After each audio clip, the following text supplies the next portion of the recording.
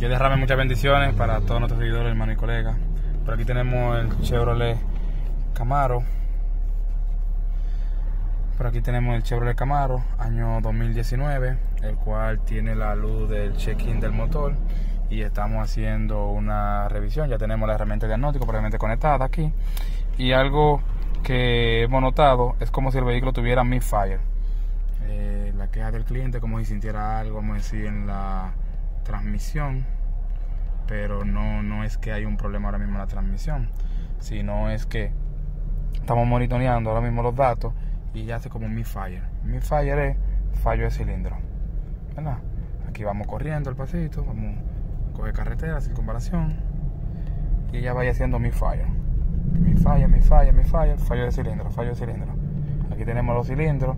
Este usa un motor de 6 cilindros en B, es un V6, miren, ahí